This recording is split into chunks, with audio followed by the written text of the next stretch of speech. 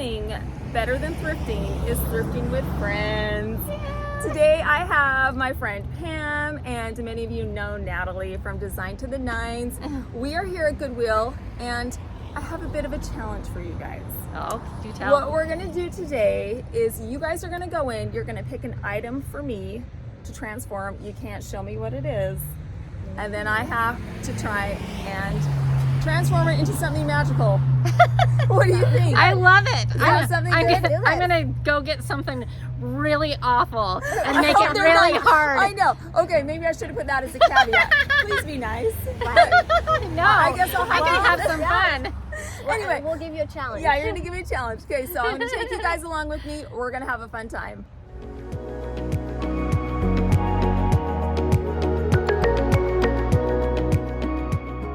Did you find everything you need?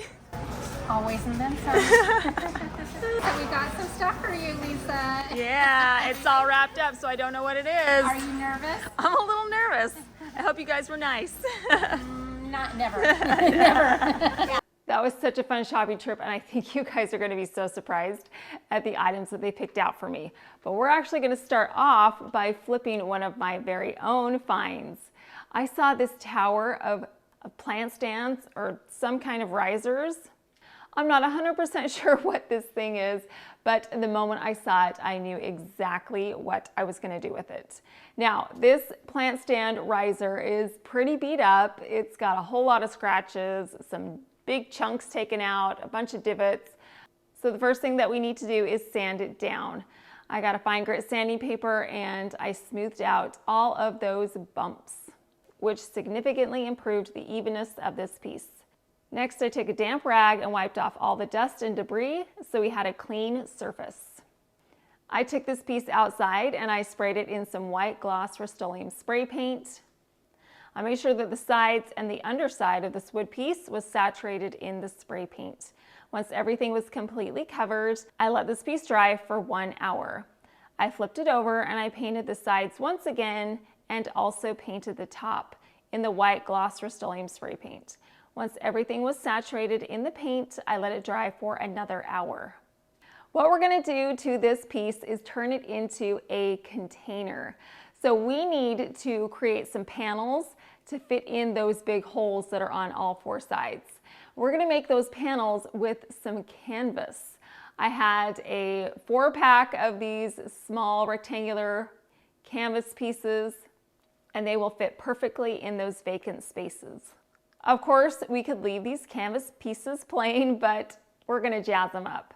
I have this book of scrapbook paper that I purchased at Michael's, and inside is this gorgeous white and gold floral print. I love the sheen that's on this paper. It's just so pretty. There were only 3 pieces in this book of cardstock, so we're gonna work with what we have. Even though I have 4 panels, it's okay, we'll make it work. So what I did was I put my canvas over the scrapbook paper, I traced it out, and then I cut out the 3 pieces, and with the remaining scrapbook paper, I pieced 2 pieces together to create 1 full panel. To adhere the paper to my canvas, I'm going to be using some Mod Podge and a sponge brush. I took this Mod Podge and I painted it all over the surface of this canvas. I added a liberal amount of Mod Podge to the canvas. I made sure it was completely covered in the Mod Podge. Then I took my scrapbook paper and I placed it over the top. I smoothed it out to make sure that there were no air bubbles trapped underneath the paper. Once it was in place, I moved on to the remaining 3 canvas rectangles. I did the same thing. I added the Mod Podge to the surface of the canvas and then placed my scrapbook paper over the top and pressed it firmly to the canvas. Once all of my pieces were Mod Podged to the canvas, I added a top layer of Mod Podge. Again, I added a liberal amount. I wanted to make sure that the surface was completely covered in the Mod Podge. I repeated this process with each of my 4 pieces. Once they were all completely covered in the Mod Podge, I let them dry for 3 hours. So while we're waiting for this Mod Podge to dry, let's add some feet to the bottom of our container. These feet are actually knobs that I purchased in the clearance section at Hobby Lobby. I love the size, the color, and the shape of these beautiful knobs, and they were only 39 cents a piece, which is a bargain. I love shopping in the clearance section. You can always find some amazing pieces at affordable prices. So we want to attach our feet to the container and we want to do it evenly. So I got out a ruler and a pencil and I marked a little dot on each of the 4 corners. Next, I grabbed my Athena drill and I drilled a hole on each of the 4 corners large enough to accommodate the screw on the knob.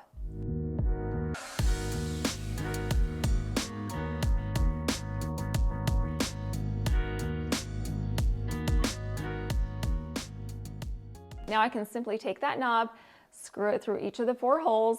Once they were in place, I flipped my piece over. Then I took the nut and I threaded it onto each of the 4 screws, which holds these feet in place. I love adding feet to my container. It adds such a nice detail. Plus it adds height, which makes your piece look more substantial. Now it's time to place our canvas panels into our container. I got some hot glue. I ran a line of this hot glue around the opening. I took my Mod Podge panel and pressed it into the hot glue. Then I simply repeated this process on the remaining 3 sides. I added a line of hot glue around the opening. I took my panel and pressed it into the hot glue. I am amazed at how well this hot glue held these panels in place. All these panels were the perfect size. They filled those oval openings perfectly. How cute is this container now? Those panels were the perfect addition for those vacant holes. The feet are a unique detail and the white color change makes it much lighter and brighter. Now, of course, we've got to add some flowers to our container. So we're going to create a tape grid. I grabbed some Scotch tape and I made several lines vertically and horizontally. I love using tape grids. It holds my flowers in place and I don't have to use floral foam. I love the flowers that we're using for this arrangement. We're going to be using some wisteria. I found some at Michael's and they were 70% off. I think wisteria is so pretty, especially for this time of year. So I grabbed a few stems of those and I also have some white peonies and roses. I bent the stem on a few of my bunches and I placed them sporadically throughout this container. I chose to keep my flowers in a light and bright color palette that would coordinate with my container. Here is our final container arrangement. Oh my gosh, it looks so gorgeous. It looks expensive, it looks high-end. You guys, we spent $5.99 on this container and I am just amazed at the transformation. It looks expensive, it looks unique, it's large, so I'm able to fit in a huge arrangement inside of here. We definitely gave this piece a makeover. It looks 100% better than it did when we found it originally at Goodwill. The floral arrangement elevates it even further. These flowers add sophistication and class. Now this piece is upscale and top-notch.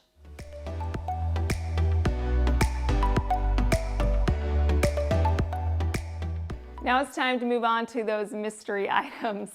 We are going to start off by opening Natalie's first.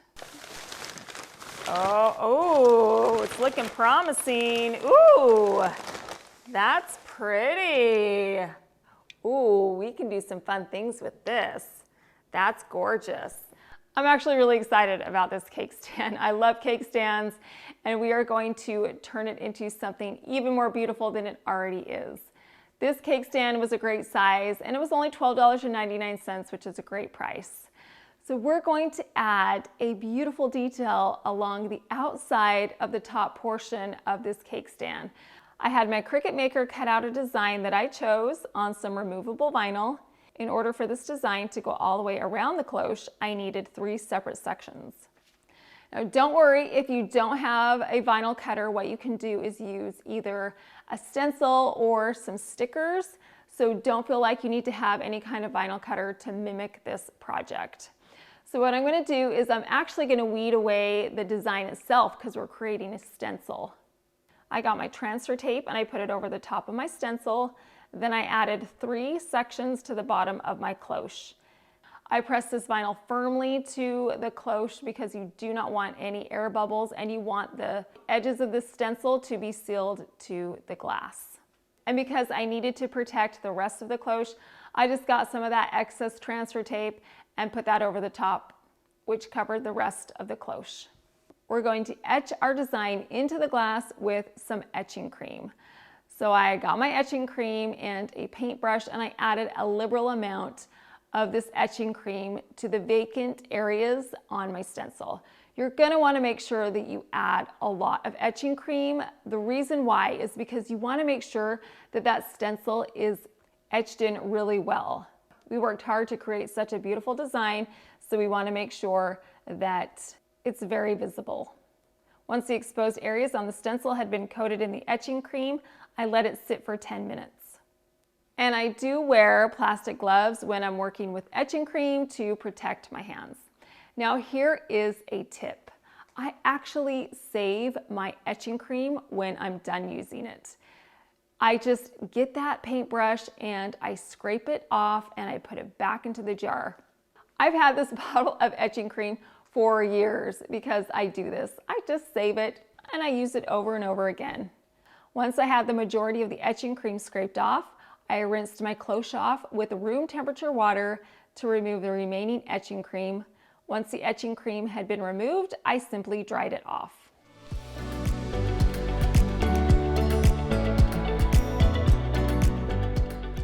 Look at how stunning this design is on this cloche.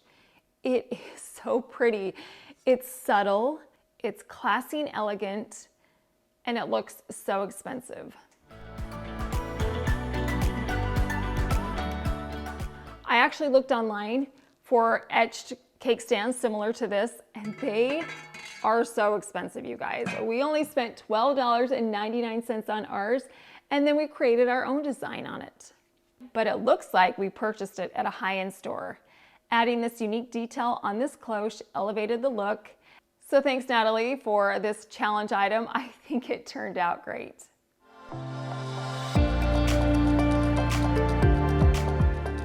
So let's move on and see what Pam got me. So let's take this out of the bag. Oh boy, let's see. What is this? This is a light fixture? Oh my gosh.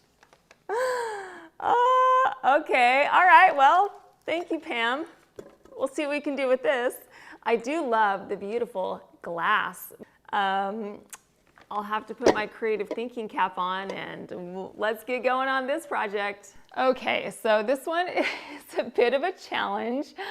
I had to think long and hard about what I was gonna do with this light fixture, but I came up with two different ideas. So the first thing that we need to do is disassemble this light fixture. I pulled away the insulation and then screwed off the bottom portion of the light. Now I can pull away the glass part from the brass base, and then I simply remove the electrical.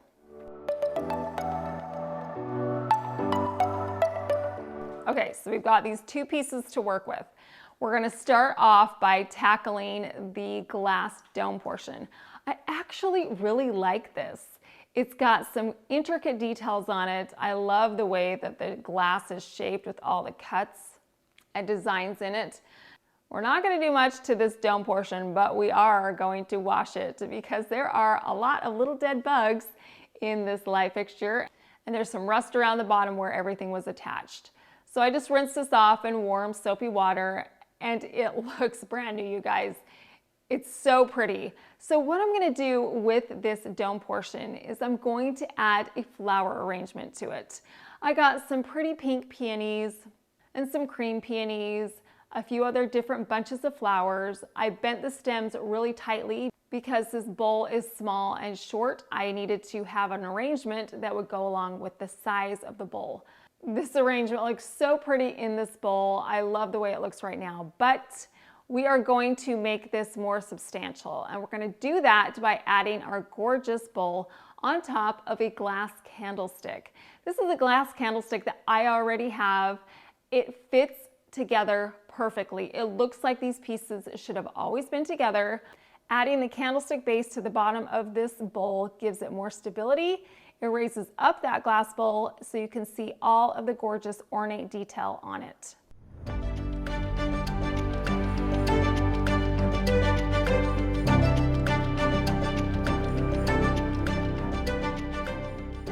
Next, we're gonna flip the brass base on this light fixture. I had to use all of my creative juices to come up with a solution for this, but I settled on a photo and memo board. So what I did was I headed to Michael's and I found a large piece of styrofoam. This is thick. Our base is pretty deep, so we want to make sure that the foam fills in all of the spaces. I put this brass base over the styrofoam. I got a pencil and traced around it, and then I got a sharp knife and cut out the octagonal shape. Now this one piece was not large enough to create a full octagon, so I used some of the scraps to add that to the top, and I hot glued everything together. So now I have a full octagon. Now I did kind of shave off the edges so there was a slope because our brass base is sloped and we wanted it to fit in nicely. So I trimmed off along the edges so that it slanted in. You could leave your styrofoam plain, but we are going to beautify ours with some scrap fabric. I love this fabric. It's so pretty. It's got some bright, vibrant pops of color on it. I'm going to flip this fabric over and then I'm going to flip my styrofoam octagon over and place it in the center. Next, I got some hot glue and I added hot glue to the styrofoam. I pulled the fabric tight so the surface would be smooth. I simply continued to hot glue the fabric to each of the corners of my octagon until all the fabric was glued in place. Now I'm going to add some hot glue to the inside of the brass base. So I just ran a line of hot glue along the edge on the inside of the base. And then I took my styrofoam and I pressed that firmly into the base. The hot glue will secure both pieces together. Look at how cute this is, you guys. This is such a fun way to display some fun notes or some photos.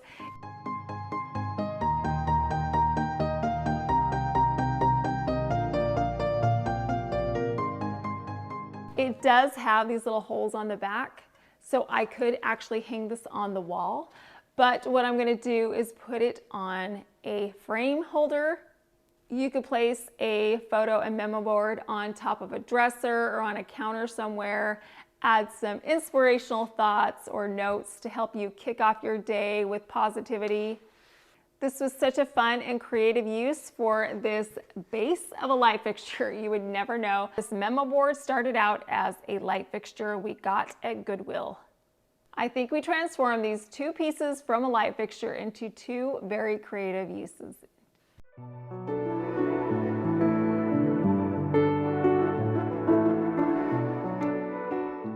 Shopping at the thrift store is a great way to find unique, one-of-a-kind pieces at affordable prices. I love the transformation of all the items we created today. We did it on a budget, which proves that you can live beautifully in your own way and create items that fit into your own style. Thrifting is always better with friends, so grab some of your buddies and enjoy a fun afternoon of shopping. Make sure that you head on over to Natalie's channel now and see what she did with her thrifted pieces. I think you'll love those too. If you like this video and want to see more like it, I would love to have you subscribe so I can share those with you. Thank you so much for watching.